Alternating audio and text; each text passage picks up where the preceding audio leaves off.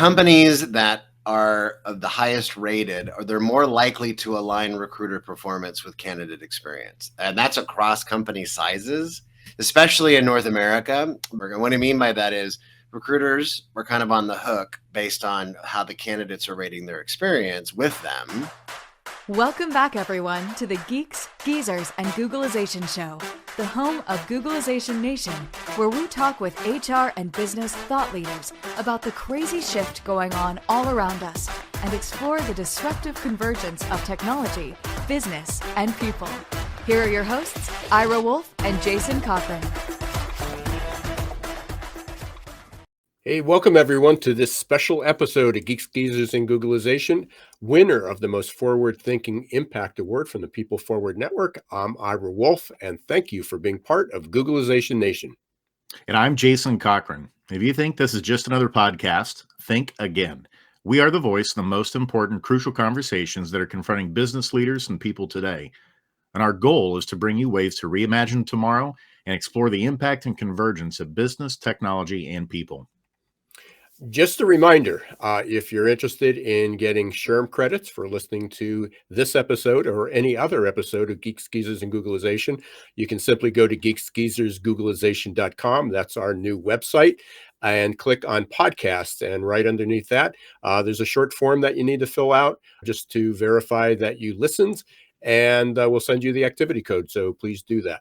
If you're not a member of Googleization Nation, you can also join right there, or you can go directly to googleizationnation.com. It's free, and you'll get updates about future events. You'll get summaries of past events, and we got a lot on the agenda. So you can please go up there and become one of our tribe. And then also, if you're listening to this afterwards on a podcast, whether it's Apple, Spotify, Amazon, iHeart, or your favorite, wherever you listen to podcasts, please leave a review and rate the show. Every little bit helps. It's probably safe to say that over the past 5 or 6 years, both in person and a lot of virtual, I've probably spoken at about 100 to 50, maybe 200 events. I would estimate that the participants were probably varied from a handful to several thousand, but collectively probably somewhere between 25,000 to 50,000 talent acquisition and HR professionals. And most of it was related to my book, my last book, Recruiting in the Age of Googleization. So many of the people listening today have probably heard me speak at one of those events, and they would likely know that or if you read the book, that I wasn't necessarily talking about sourcing candidates or HR tech or compensation or many other of the recruiting tools or techniques that a lot of speakers and a lot of books and a lot of consultants talk about. But I was focused on recruitment marketing, which evolved into the candidate experience. And I've got to give credit to our guest today, Kevin Grossman, and his team at the Talent Board for much of the really compelling research I used and shared. It's usually what got people to pay attention to me. And also want to thank him and Talent Board for really kind of starting to measure something that traditionally had not been measured, was candidate resentment, which just reinforced how frustrated and confused and disappointed and distracted, what I call the FCDD, or all effed up, part of the candidate or the employee experience. So here we are, after all these years, billions of dollars spent on HR tech and process improvement. How do candidates today feel about companies? What do they feel about the process? What do they think about hiring and recruitment? So you're going to want to stay tuned for that. We'll be bringing Kevin on in just a minute. Yeah, and I know we're going to be focusing a lot on candidate experience with Kevin today, but Ira, we would be remiss if we didn't also pick his brilliant talent acquisition mind on the massive layoffs right now that are going on in large tech companies like Google, Amazon, Meta, and Microsoft, just to name a few. And of course, those have been hitting the mainstream headlines here just the past several weeks. And most of it's being blamed on aggressive hiring over the last few years. Despite this, those companies still also have some postings for thousands of new open positions sometimes. Now, today we aren't going to address the reasons why they aren't reskilling their existing workforce for those new positions. but it does kind of paint the backdrop for a pivotal moment. It feels like that we're reaching in the whole talent acquisition space that we're going to talk about with Kevin. And that is, why are these talent acquisition mishaps still happening? And ultimately, who's responsible for fixing it? And that's not a rhetorical question. I'm genuinely curious as to how this is still happening with all of the analytics, the tools, the resources that are at our fingertips. Now, think about it this way. RevOps and sales leaders are held accountable for accurate revenue forecasts and meeting quotas. When those goals are not met, it becomes a top priority for immediate improvement for the health and sustainability of the business. But when we have poor candidate experiences, we're over hiring, we don't map the appropriate roles accurately that are needed in the organization, or we don't have a reskilling plan in place, what usually happens? Well, those processes usually just stay the same, and the employees or the candidates are the ones who suffer the consequences. But make no mistake, according to Josh Burson's latest research from his HR predictions for 2023, talent intelligence and forecasting are now essential to the HR function moving forward. And that's why I'm stoked to hear from Kevin today on Talent Board's 2022 insights from their candidate experience benchmarking report, so we can get some answers and get some clear direction moving forward for the needed changes in the talent acquisition function organizations. So without further ado, let's give a warm Googleization Nation welcome to Kevin Grossman, President of Talent Board.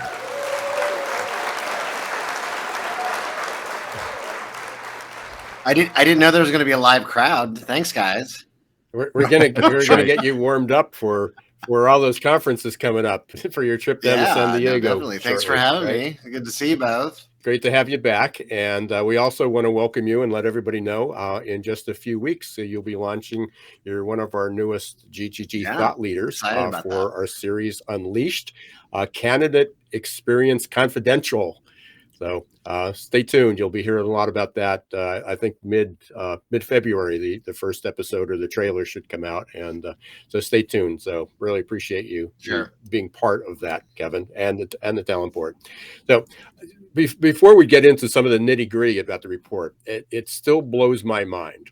Having spoken at so many of those groups, and I continue to mention the Talent Board and the research and talk about candidate experience. And what was the name of that company? What was the name of that group? How do we get that report? So we're really happy to continue to help spread in the word and let people know more about what it is, and what you do. But let's start there. Give a quick history of the Talent Board, its purpose, and then we'll dig into what top companies are doing to do it right and where there's room for improvement. Yeah, thank you both again for having me. So Talent Board was founded, over 11 years now, by three luminaries in the space, Jerry Crispin, Ed Newman, and Elaine Orler. And at the time, I was one of the early volunteers. It was very volunteer driven at first. And the mission since the beginning is still the same today. And the idea is to elevate and promote a quality candidate experience around the world.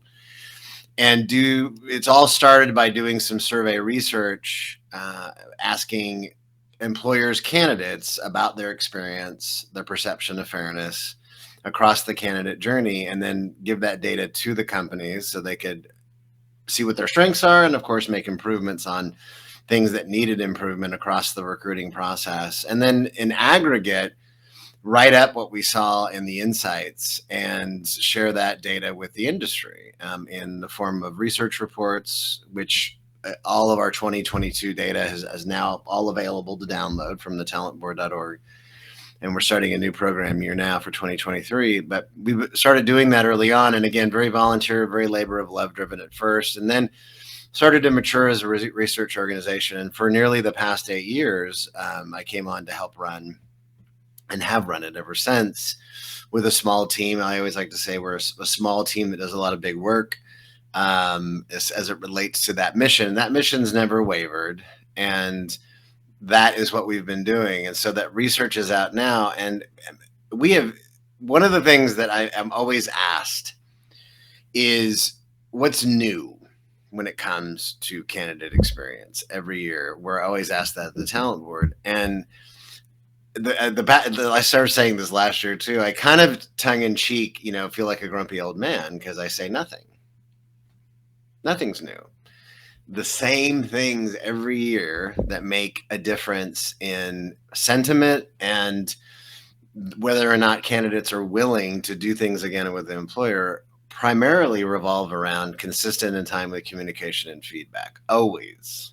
It's always that way every year, no matter what the world looks like. Now, there are a lot of differences that we can talk about on the show today of what we do find in the research and what was different, especially the past 3 years. I mean, all of us were still reeling from the fallout of the pandemic, the social unrest of 2020, the up and down of the market, and where we're at today, what I call a place we've never been before, from an economic perspective, from a labor perspective, hiring perspective.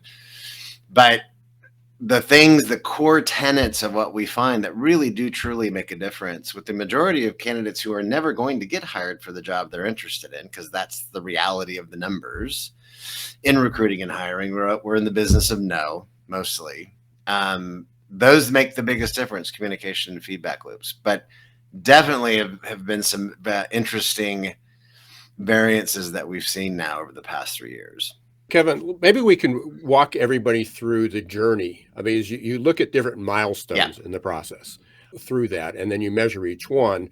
And as you just said, no big surprise that the biggest discrepancy between what employers perceive how well they're doing and where employees perceive how they're doing is that for those who aren't selected.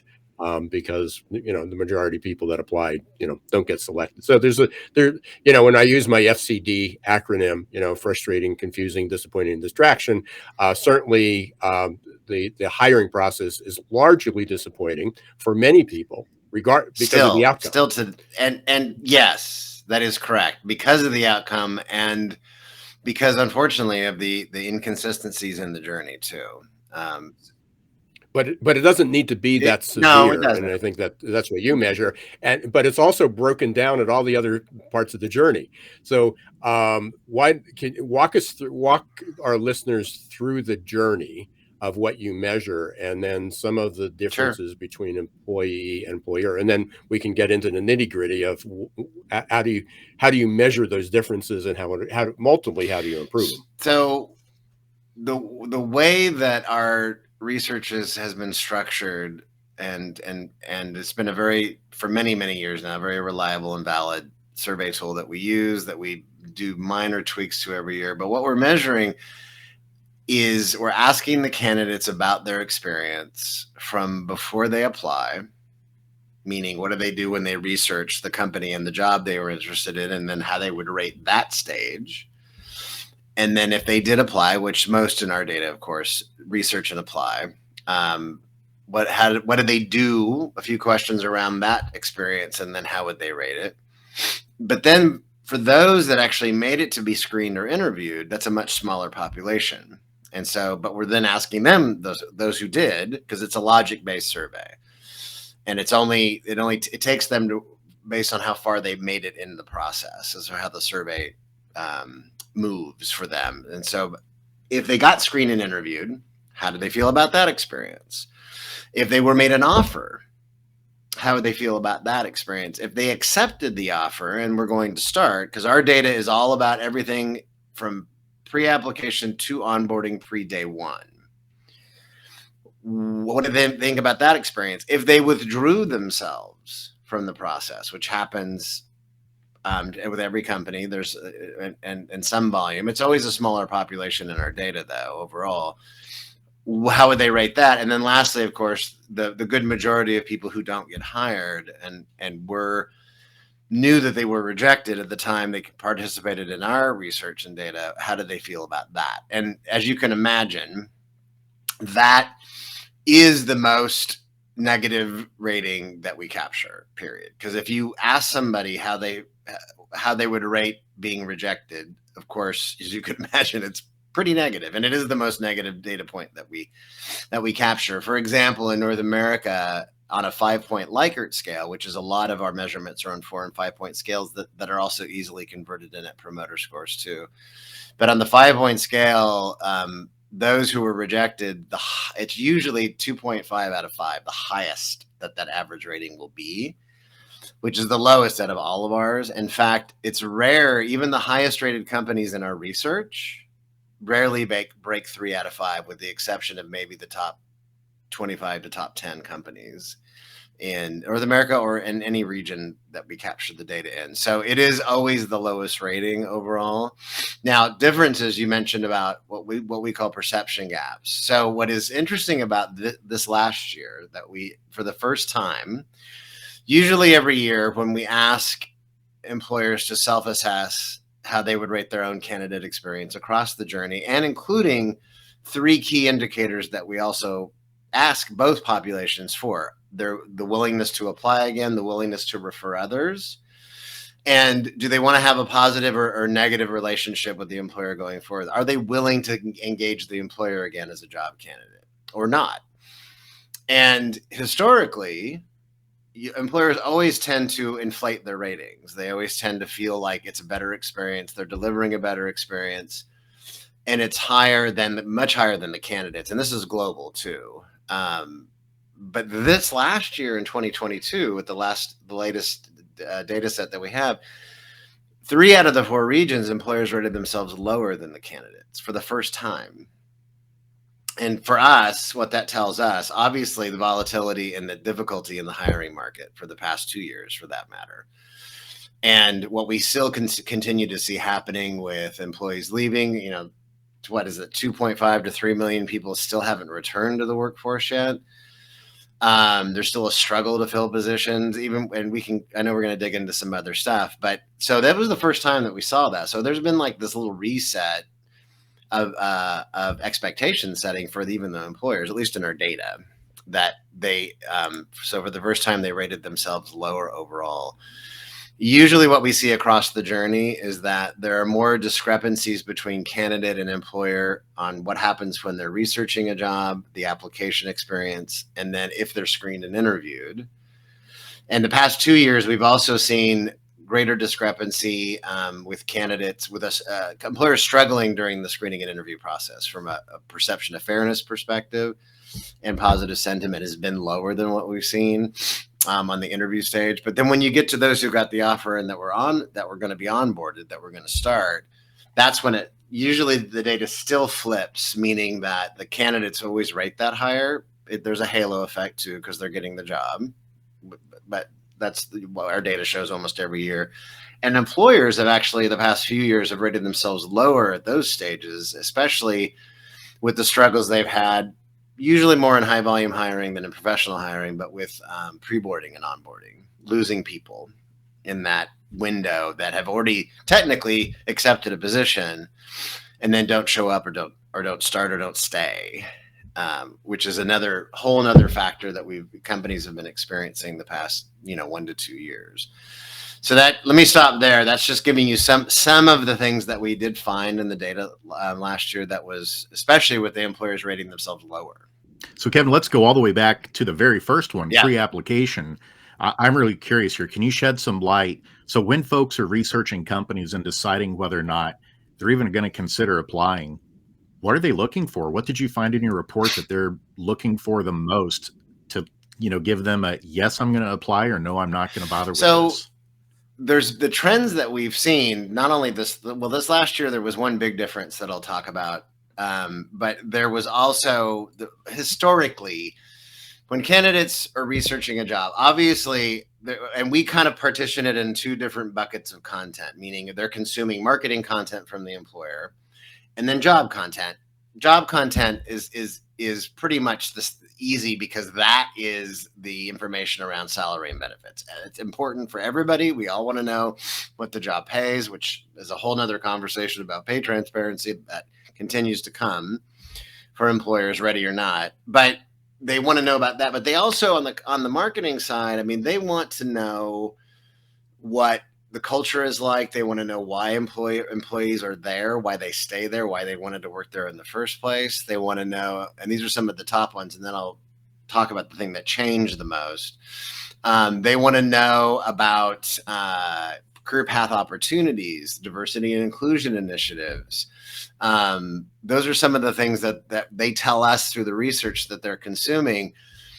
The thing that kind of popped to the top of the list, though, which kind of makes sense with this existential crisis that everybody's been going through the past 3 years of what do I want to really do? Do I really want to work for this company? Do I really want to apply at this company based on what I know or don't know? Even values. So the values of an organization. Again, a lot of this is what companies are transmitting through their branding and marketing activities, right? It's still a marketing activity.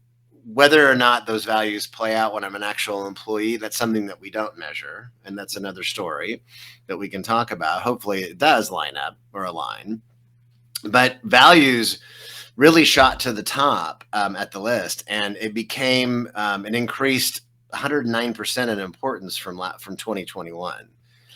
It was a pretty big jump. And usually it's in the top 5 to 10 things that are important to them, values, but it really jumped up high. So to us, if we could ask hundreds of questions of the candidates, we would, but then we would never get a survey answered, unfortunately. So there's a limit to how granular we can get, but there's a lot we can infer, though, and that we know that there are a lot of relationships in the data that we found. But that was one that was a big change that we saw. That was what the most important thing is, like, what does this company mean values wise overall? And that's become super important, I think, for all of us as job candidates, as employees, as leaders. I hope that's the case, but that's definitely what our data told us. And were there any companies that came to mind, Kevin, who are doing that aspect really well? In terms of really showcasing their values, maybe collecting stories from employees of why it's a great place to work. Any stories around that? So the top usually, and I can just to be honest, I can throw a dart and talk about some of the highest rated companies from last year's research in any region are doing most of the things that we highlight most of the time. It doesn't mean even the highest rated companies in our data, for example, last year in North America, Hoag Memorial Hospital Presbyterian in Southern California, in Orange County. For the past couple of years, they've been the number 1 ranked organization of all the companies that participate in North America. Obviously a healthcare organization. Healthcare is one of the biggest segments in our data every year. They've come a long way. They've had a really amazing story. 5 years ago now, I think, approximately, when they first participated, they had dismal ratings. They knew they had a lot of work to do. And they really, they rolled up their sleeves and took what they found in the benchmark data that when they participated, and there's a lot of, incremental changes that can be made easily. And they did. And that included also how they were marketing the organization, how they were marketing the positions, through all the engagement through the candidate journey. But they have some of the highest ratings. But any of those companies, D2L, Appeal Sciences, New York Presbyterian, Dr. Reddy's Laboratories, Virtusa, Conagra Brands, Galloway and Company, Dispatch Health, Atmos Energy. I'm just reading, I could just go down the list, and you can find all these names, by the way, because they're the only names that we share from our research. Those have above average rating on our website.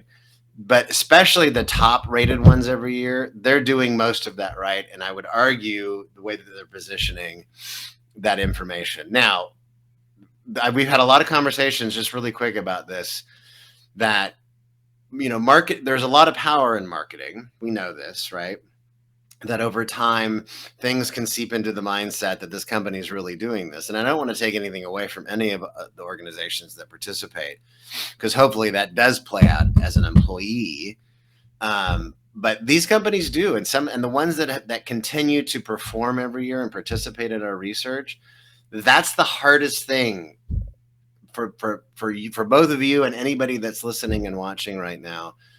For companies every year in our research, it's one thing to identify what they need to improve on and make those improvements. It's sustaining that quality experience over time. That is a tough one for companies. And it's a very small universe of organizations in our data and research that are actually doing that again and again. But I, again, throw a dart at the top rated companies, and they've got solid they're focused. They are the ones that are focused on the values and career development opportunities and D&I initiatives that all generations are interested in, but especially, Gen Z, which is a much bigger part of the workforce now too, along with millennials. That's really extremely important. And are the employees, right, across job types and candidates alike, but especially employees, they've shown the world, employers, what they're willing and not willing to do, right? And again, and that includes if I have the choice of working remotely and not because it worked for me, it worked for you as the employer, but you want me to come back now. Not everybody can work remotely, but for those who can, people have chosen not to do that anymore. I'm not going to stay. I'm going to go somewhere else. So there's a lot of that, but those are some of the companies that you can find on our site that are definitely doing most of the things that we recommend most of the time. What are some of the things, Kevin, that those companies are doing differently? So you talked about one is doing things, and again, that sort of falls into that, oh, if we fix this, then that's fixed and we can work on something else. But as you just said, you have to sustain it. So it's like, okay, I figured out how to juggle the balls, but you got to keep juggling to keep the balls in the air or whatever you're juggling there. Right. But what are some of the specific things? I mean, we just had a response. We put this out this morning on LinkedIn, and somebody said, oh, I just got out of, and we know this person. She was on a job search. And it was like basically she said there was a bait and switch between what was presented, what was marketed and what was presented. Once they got to the interview, long delays, not hearing from people. So there's a whole host of things. But are there any that stand out that are that are pretty obvious and that people have worked on and continue to have the greatest impact?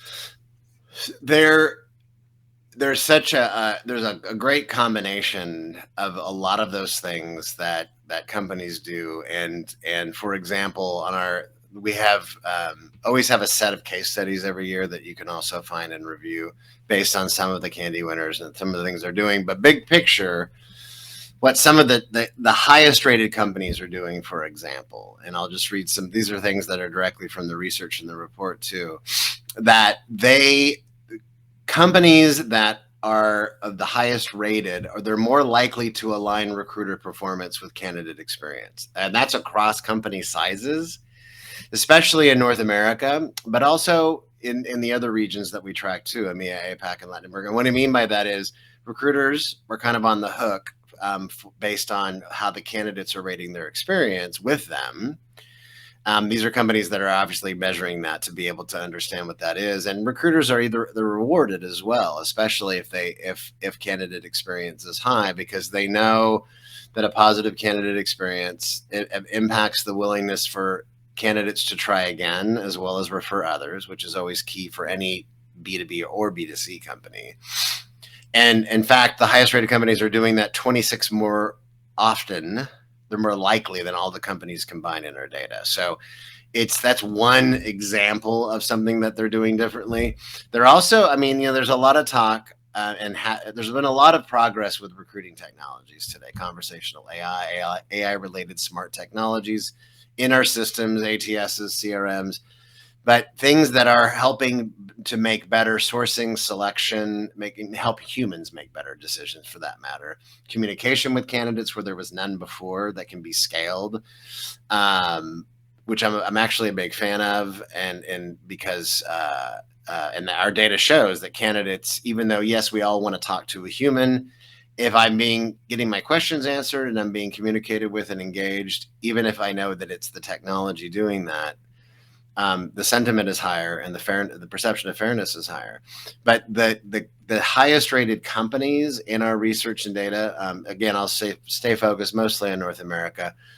They are 68% more often using these AI smart technologies today. This is based on our data last year, that are helping them. And most of the companies in our research and data are mid-sized to global enterprise. There are smaller companies that have less than 2,500 employees, but they're all mostly it's on some growth path.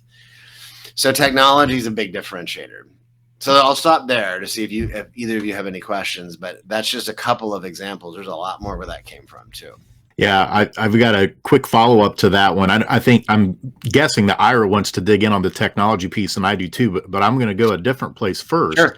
as a piggyback to what you just shared there, Kevin. So earlier you mentioned that still the number one complaint from candidates is the consistency or consistently and timely feedback. Yes. And that's still primarily the problem. I'm going to throw out the big A word here: accountability. I didn't know where you were going with that, Jason. I'm like the big A right, word. A little bit of a teaser there. Okay. We're still keeping it clean here, but accountability. I'm just curious, like, do we have accountability issues within the talent acquisition function of HR typically, where that's not being included in terms of performance ratings, in terms of how folks are doing their job? Or why is it that you'd think something as simple as consistent and timely feedback is still not being followed through by so many organizations? So this is, I'm going to go back and forth on this one a little bit, because in defense of every employer everywhere, the reality, especially anybody of any hiring volume at all, even modest hiring volume that has fluctuated obviously the past 3 years, depending on the industry that you're in,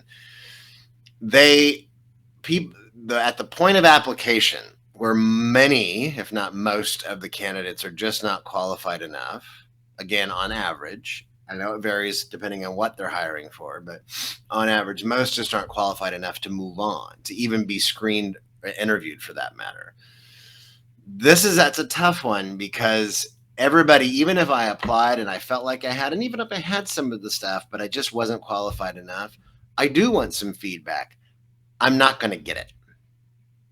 It's not going to happen at the point of application, unless it's a much smaller hiring volume, and the recruiters and the hiring people that are involved can have the time to do that. But that's not the reality for most complex global organizations, right? So, I empathize with job candidates that apply, and they need to still have definitive closure and communication, but they're not going to get feedback. The people that should be getting feedback more regularly are those that are getting screened and interviewed, because there's more of an investment from them and the employer in the process. They are qualified enough to get screened and interviewed, and those are the people, I would argue, especially the finalists that don't get hired, where there should be feedback given. In our data, I mean, it's quite a dramatic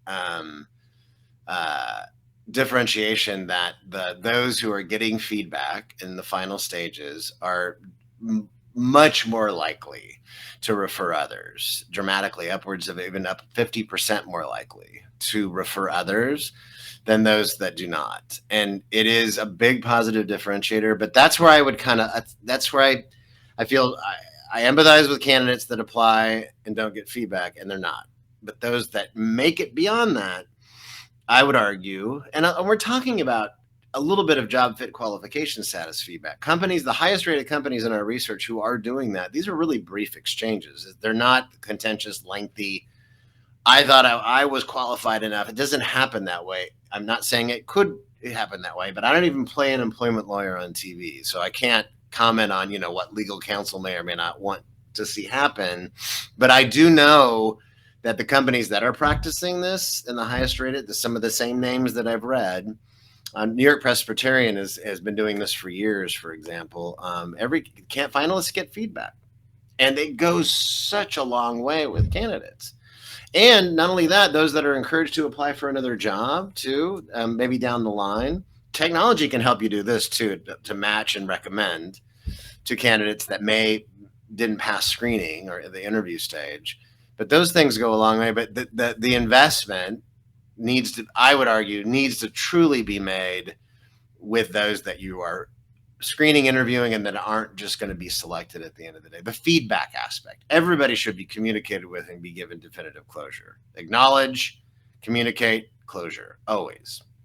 Jason, when you talked about the A word, I didn't know if it was about artificial intelligence with chatbots. So when you're talking about ChatGPT, I wondered if when for the for the companies that were using chatbots to do some of the initial screening, what happens when the chatbots meet ChatGPT? Since ChatGPT is already able to pass the medical exam, they're already able to get into work. Yeah. So, I mean, it's going to be the battle of AI, I think, coming up. Well, and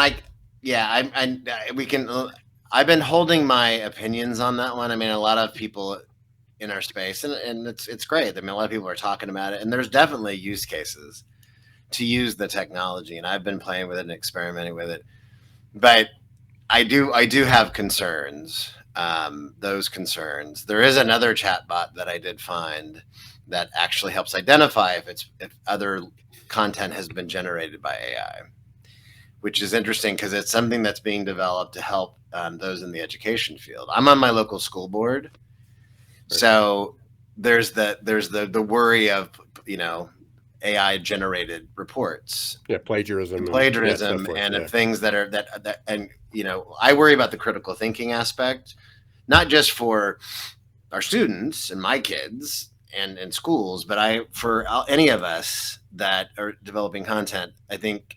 So I know we don't have to go down that rabbit hole right now. I think there's I didn't want to open. Well, I know it's a rabbit hole, but we will be opening up. Jason and I will be starting a kind of a series we're going to do at beginning mid to late February. That we're going to do that, and hope maybe we'll have you back on and talk about the aspects there. Sure. But going back to what you were talking about with feedback is giving feedback. So there's the idea of giving feedback. Is there a sense from the results that you have how quickly that feedback needs to be given? Because I know some companies say, well, we do notify everybody at the end of the process, and they may do that part well, but if the process takes 90 days, 120 days, 180 days, then there's this silence between the time somebody applies, maybe had an interview, and then nothing. So is there, I assume, based on the research, there's a combination of, one is, yes, the candidates want feedback, and two is how frequently or how quickly that's given. So you are totally right. I mean, timeliness is always a factor. So the part of the thing we haven't even brought up yet either is what the conundrum, the rub, whatever you want to call it, that's part of the recruiting equation and hiring equation are hiring managers. Because in many organizations, recruiters may nurture, engage the candidates all the way up until the door of day one. But a lot of times hiring managers are a big part of that because they're the ones ultimately they're making the interview decisions. And that recruiters are, depending on that feedback from them to then give it to the candidate, or if the hiring manager is doing it, which is not necessarily always that common, depends on the job. So it is very timely. So I'll give you a quick example. Companies in our data from last year, all the organizations across industry, again, North America, I'm talking about primarily, although I have data on all the regions. Those candidates who are still waiting to hear about next steps after 1 to 2 months of applying, 2+ months, that number was still 34% of the candidates. That's a third of the candidates said they were still waiting to hear anything after 1 to 2+ months. Candy winners, those companies with the high above average ratings overall, that was only 26%. So it's still a quarter of them, but it's dramatically lower than all the other organizations. And all organizations, that's actually up from 2021 from what we saw. And that's a long time, and it's too long. The problem with answering your question, though, is that I'll frame it this way in the recommendation that we make to companies. For any given job, set of candidates that just aren't qualified at the point of application, let them know within 3 to 5 days. That's the recommendation. And the highest rated companies in our research were mostly adhering to that, or at least within 1 to 2 weeks. So I guess that does kind of answer your question from the point of application of not being qualified. All right. But from the final interview, so fast forward to those that you are interested in, and you maybe end up making offers to. The differentiator here is that were they let me first jump. Are they scheduled for an interview before they're made offers after 1 month, within 1 month of applying? So I applied, and within 4 weeks, was I scheduled for an interview? All the organizations last year in North America, 33%, third of the candidates were scheduled within 1 month. I would argue it should be much higher than that, right? But we know, unfortunately, this is what happens. It can get quite lengthy. But the Candy winners, though, was almost 50%. Almost half of the candidates were scheduled within a month across job types. So that's a differentiator and a goal to get to that we would argue. Again, it's going to vary depending on the job type. You know, if you're hiring for data scientists versus retail store clerks, for example. I mean, there's a lot of differences based on job type, but still, it's a differentiator. And then after my last interview, another differentiator is that 1 week elapses before I get my offer. And both all organizations and the Candy winners, it's upwards of 70 to 80% of the candidates said that less than a week elapsed. That's another important one, and we're glad to see the numbers that high because of how competitive the market's been. So does that answer your question, Ira, on some of the timing that we're seeing and recommend? Absolutely. Yeah. And I think, again, that's important for people, for a lot of the listeners, to understand that what's a reasonable time frame. Yeah. And so, again, ideally it should be zero. It should almost happen automatically. It should, but it doesn't. No. Well, and may even be impractical for many, many reasons. But there's at least a grace period that people get. But from what you said is, certainly beyond a week or 2 weeks for people that are automatically disqualified, that's too long. And Right. for people who might be qualified, beyond 30 days is starting to push the limit. So it is. But and so there's things that are just that make it more complex than, because we like to, we talk about recruiting and hiring in a linear fashion. You research, you apply, you go through this, whatever happens, but it's much more messy than that. It always has been, it is, even with technology today. Now, for high volume hiring, for a lot of high churn positions, automation has done a lot more in regards to not only getting people, sourcing them, getting them to apply quickly, even doing screening and assessments and scheduling them for interviews all automatically. And sometimes even making offers to them.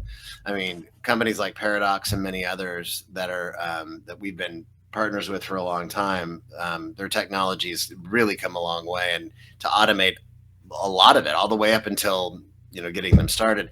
And so it has, and the time's crunch. It's right. So there's a difference between hiring hourly workers in a high attrition environment versus the professional hires, which will take more time. And there's issues again about, how are the hiring managers following our processes that that they agreed to, and SLAs that we set up? Are they adhering to structured interview processes to reduce bias and improve selection? Those are all sometimes wild cards, unfortunately. Hey, Kevin, we had 2 questions, and then we kind of move toward wrapping it up. Sure. This one incredibly fast as usual. From Andrew, and this is interesting, is within that month to interview, or at least give some type of feedback. Is that the recruiter screen interview, the hiring manager screen, or the final interview? It's going to be, all of the above. And again, we don't have that level of granularity when we're asking those questions, because we do ask the candidates how many interviews did they have. So it could be any of those, because it's based on the experience that the candidates had. So I would say probably the way that the candidates perceive it and the way that we would interpret the data, it's at least the first interview with a recruiter, because we're literally talking about that as opposed to a phone screen or just some kind of a screening. So it would be at least that at a minimum, but it could also include the interview with the hiring manager too. And a second question came in, and again, maybe there's a case study that or an organization that may answer this, and we can refer it there. Is from Kurt. How can you market values on your website? Well, I would argue, and a lot of companies, in fact, we just did some work with a large pharmaceutical organization and made some recommendations on, you want to let your current employees, including the hiring managers, explain in their own words in video favorably on the career site as to why they work there, why it's so important, and why they feel it like they do, why they enjoy working there. And the values come through in that level of content. Because you can just posting like, this is our company values, which historically it's been the case, and nobody cares about that, right? But what has happened? What else are you doing? Values also can come through. Are you involved in your community or the communities that you hire in? Are you working hard to get neurodiverse people jobs and getting that information out there? The values come through in that level of content as opposed to just listing a list of values on a website. So it's got to be more interactive, coming more from the words of your employees. It's still marketing content to a certain degree, but you want it to be as valid and authentic as possible. And it's got to come through that way. What are you doing for the world, for your community as an organization? That can be very helpful, because community sustainability initiatives are also important to the candidates in our data as well. Perfect, Kevin. And we are a future work podcast, as you know. And so I've got to ask you this question too, before we start moving toward wrapping up the show. Sure. And I want to dig in on the technology a little bit more, because you got some incredible data on the use of technology as well, as part of the candidate experience. And earlier you mentioned that 68% of the organizations that are getting the really positive ratings for candidate experience, that they're using AI technology. They tell us they are, yes. They tell you they are. Yep. So I'm curious, where are you seeing the most bang for the buck in terms of the function of AI? When organizations are looking at trying to invest in AI to bring in to improve candidate experience, what is that AI doing? So I will come at it for me, it's all about improving candidate, recruiter, and hiring manager communication. So mostly candidate communication, but conversational AI, which is more mature machine learning algorithms that learn on a faster scale with a volume of data, to where it improves how the responses I get by the questions that I'm putting in as a human.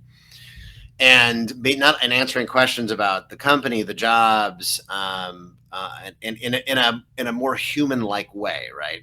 Kind of like what we're finding with ChatGPT now too. And I mean, it's come a long way, but it's the conversational aspect. So whether I'm asking questions on the career side about the companies, or I'm being texted links like, hey, here's a job for you to apply to. I apply. Here's the next steps, and that conversational AI chatbot is taking me through the process and the steps, scheduling the interview, which is always a headache for recruiters and hiring managers and candidates, and helping shepherd through that. But that's where, for so long, no human can scale. If you have thousands of applications a month, for example, you can't, even those that are qualified, you can't communicate with all those. And unfortunately, a lot of recruiting teams have gotten thinner again. So the technology really helps to ensure that there is engagement and communication and nurturing that's happening throughout the process. And that could also include before they start on day one. Although companies, that's where I would argue you'd want more human teams to be like the pre-boarding nurturers. But it's just it's the communication aspect of that makes a big difference. Even if I know it's not a human and I want to talk to a human, we all do. It's the candidate communication and engagement. That to me has been the biggest benefit, and the better that it gets, it's just very helpful, because it's at the point of whatever action is taken for a candidate. I apply, maybe I pass an assessment, what happens next, and all these things, because employers control the dials of all these, of their tech stack. the systems that they use, and those that they control the dials. And it is still surprising, unfortunately, of how many companies have not updated the communications that came out of the box for like autoresponders, for thanks, if you're qualified, we'll be in touch, and they control all of that stuff. So leveraging the tech in a better way helps with candidate communications, I would argue. You also have currently you have the annual, you have your annual reports, but you're releasing a new report or a new survey or poll, I guess, that's going to be coming out monthly. Is that right?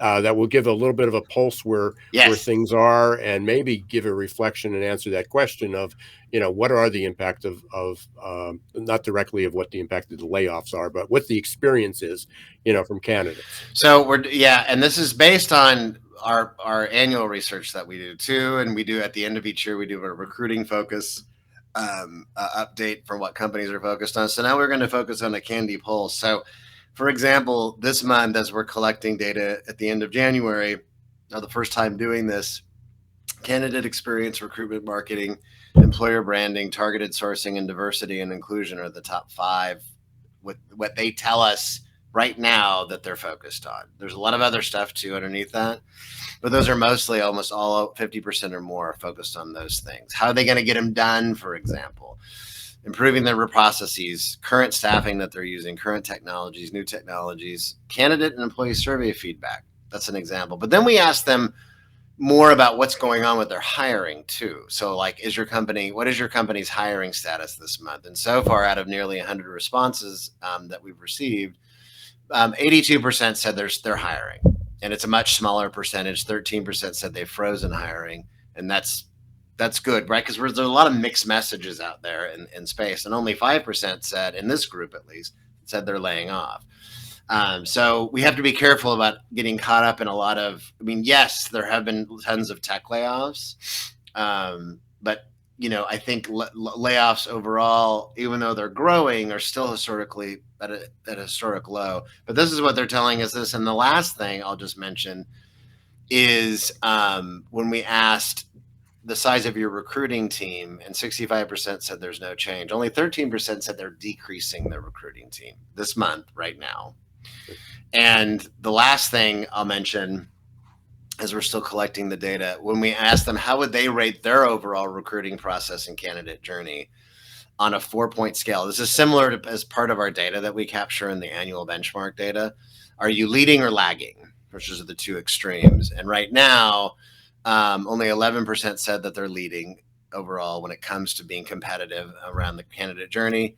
Only 5% said they're lagging. There's a whole bunch of people in the middle. Either they're improving, 42%, or they're competing, which is the 3 out of 4 rating, and that's at 42%. So the average rating on a 4-star right now is 2.6, and we'll see how that tracks over time. It's actually lower than what last year's annual benchmark was, but that's why we wanted to track this stuff month after month now. How can people get it when that's available? They'll be able to get it off our website. We'll probably do a brief summary for folks to consume, but then we'll give even more details to those that what we call our Candy community. So companies that are participating in our research will get more oomph out of it from us. It's kind of a benefit of participating in our benchmark. So if they go to the website and they can sign up for I believe you're up. They can sign up for our newsletter, and then they'll get notified of everything. But we'll promote it. It will be one of the resources that we offer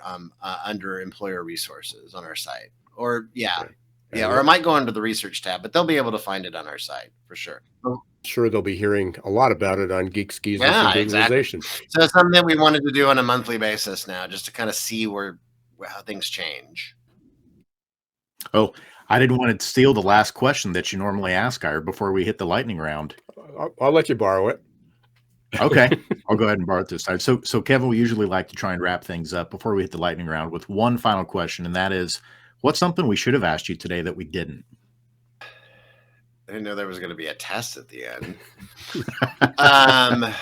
Well, I think, for companies that are interested in improving their recruiting and hiring process and their candidate experience, how can Talent Board help them? And The answer to that question is go to thetalentboard.org and read more about how to participate and participate this year. It's anonymous and confidential for companies, and it's a pretty low bar and low investment to participate.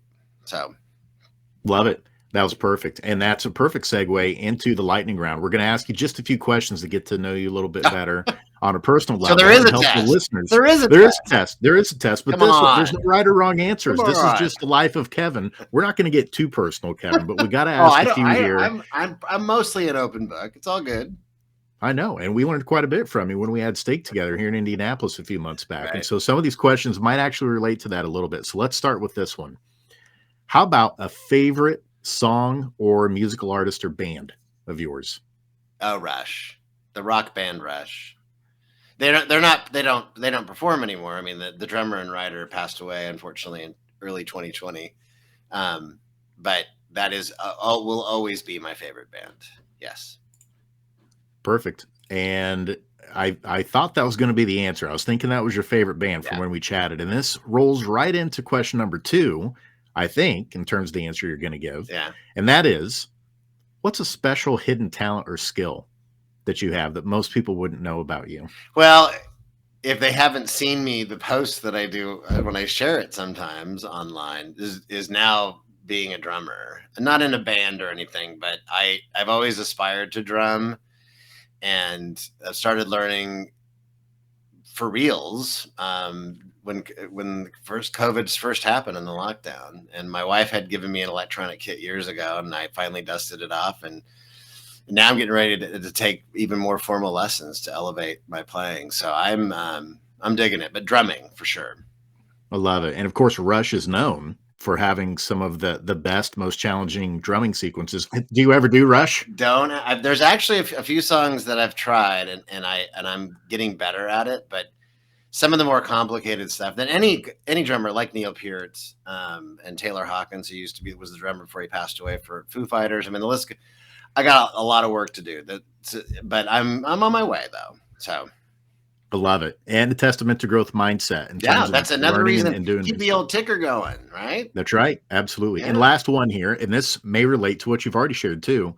If there's one person in the history of the world that you'd love to just spend the day with, anybody come to mind? Oh, well, I know it's there are lots of people, but Neil Peart, who was the drummer and writer from Rush. Yeah. Yes. That's what I figured. You guys have a jam session. Well, I mean, there's a lot of historical figures, and there are many others, but that's the first one. If I ever had a chance to talk to him, would be amazing. So, yeah. Awesome. Love it. Yeah. Well done, Kevin. See, you passed the test. Perfect, flying colors, and they all were related together. So I'm going to kick it back over to Ira as we wrap up. Okay. So I got the question for you for Kevin. So go to ChatGPT and say, what would Neil Peart tell me? I know, right? I should do that. I have been playing with it more and more. I should ask that question actually. Yeah, I actually asked it. By the way, just as a really quick aside before we go, if I can find it, maybe I can't find it. I did ask it to write me a rock and roll song, and it was pretty funny and cheesy, but it did. It did do it. That's all I said. Write me a rock and roll song, and it had a lot of rocking and growling, and it was pretty funny actually. So, yeah. Well, as always, Kevin, we can spend hours and hours and hours doing this. So I appreciate you being back. Really, really I'm looking forward for the new poll that's going to come out that you're going to release, and certainly having you on GGG Unleashed, your new series, Candidate Experience Confidential. So everybody be look out for that. I've been scrolling the bar, but people on the podcast won't be able to read that. So what's the best way that they can reach you and the Talent Board? Well, they can either go to thetalentboard.org or go to just find me on LinkedIn, Kevin W. Grossman, and connect with me there. Again, thanks again for taking the time out. I'm sure we'll be talking to you quite a bit this year. Yeah. And we'll keep tabs on it, and have a great day and have a great conference in San Diego coming up. Thank you, gentlemen. Appreciate it. Thanks, Kevin. Ira, just to reinforce, I mean, anyone who ever has questions about candidate experience, they've got to go to the talent board. That should be your first stop to get any, and it's not just insights. I mean, it's empirically validated research that they're doing with organizations that also has the insights and tips. I'll tell you just real quick for me, one of the big takeaways was that we've got to still do a better job with consistent and timely feedback, and that the organizations that are starting to do better at this and get the positive ratings, they're starting to use AI. They're getting on board with it and realizing that, yes, there are some things that AI can do really well. Whenever you have a good team in place that's monitoring those things, but that can help with efficiency. What were some of the big takeaways for you today? I'll go back to the talent board. It's probably the Gallup of candidate experience. And for those who watch MSNBC, Kevin's sort of the Stephen Kornacki of candidate experience.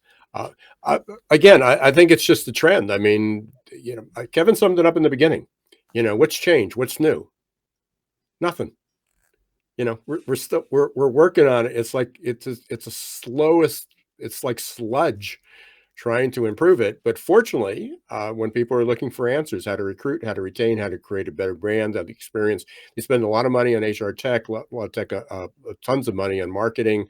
You have these ups and downs, and there's really just some really simple things that companies can do, like respond to the candidate, take out the inefficiencies, speed it up. And, now with AI is use it properly, not use it, technology has just been used ineffectively and improperly for the past, but when used properly, these companies have proven that they can do well and still have a good candidate experience.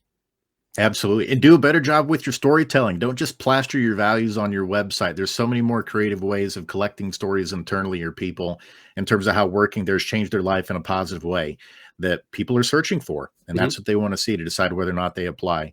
But we want to thank you for tuning in today. Thank you to Kevin Grossman and the Talent Board for providing all the research and the insights today on improving the candidate experience. If you haven't liked and subscribed to the podcast, please do so on your favorite platform.